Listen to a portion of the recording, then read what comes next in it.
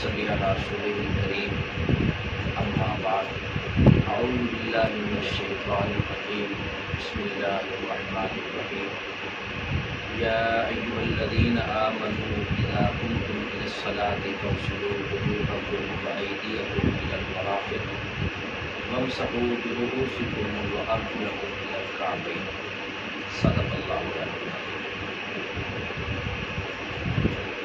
ایمان لانے کے بعد سب سے پہلی اور اہم ترین عبادت نماز ہے، اور نماز طہارت کے بغیر ہوتی ہے۔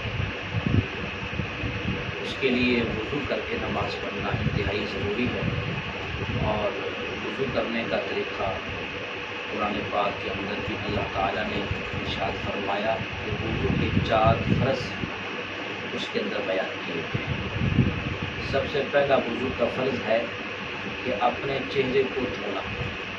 یہ قرآن پاک کے اندر ہے فاغسلوا وجوہکم، اپنے چہرے کو دھونا۔ اور اس کی جو مقدار علماء نے لکھی ہے، وہ کیونکہ چہرہ کا لفظ آیا ہے قرآن پاک میں وجوہکم، اپنے چہروں کو دھو لو، تو چہرہ جو ہے یہ کس جگہ سے بال شروع ہوتے ہیں سر کے، یہاں سے شروع ہوتا ہے، اور یہ تھوڑی کے نیچے یہ جو درمیان میں ایک بڑی ہڈی ہے، داڑھی جہاں پر جا کر ختم ہو جاتی ہے، یہ اس جگہ تک، اس جگہ کو دھونا، اور ایک کان سے دوسرے کان کی جو لو ہے اس تک، اور اس کی پھر گولائی کے اندر مکمل چہرہ ہے، اس چہرے کو دھونا یہ وضو کے اندر فرض ہے۔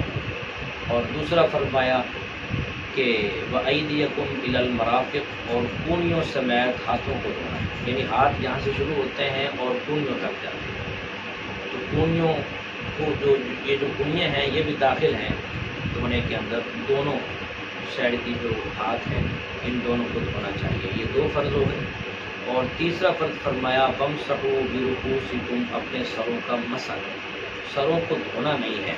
اگر ہم نے سروں کے اوپر پانی بہا لیا تو وہ تو دھل گئے، مسح نہیں ہوتا۔ مسح جو ہوتا ہے وہ ہاتھ، گیلے ہاتھ کو اپنے سر کے اوپر سے ٹچ کرنا، کہ بال ہوں تو بالوں کو ٹچ کر جائے، اور اگر بال نہیں ہے، بال صاف کیے ہوئے ہیں، تو سر کو اچھے طریقے سے ٹچ کر دیں۔ یہ پھر آگے جو وضو کی جب سنتیں آئیں گی تو پھر اس میں مسح کا جو تفصیلی طریقہ کار ہے وہ میں عرض کر دوں گا، لیکن فی الحال اس سر کا جو چوتھا حصہ ہے کم از کم اتنے حصے کا مسح کرنا ضروری ہے۔ وضو کا چوتھا فرض ہے اپنے پاؤں کو دھونا، وَأَرْجُلَكُمْ إِلَى الْكَعْبَيْنِ، ٹخنوں سمیت اپنے پاؤں کو دھونا۔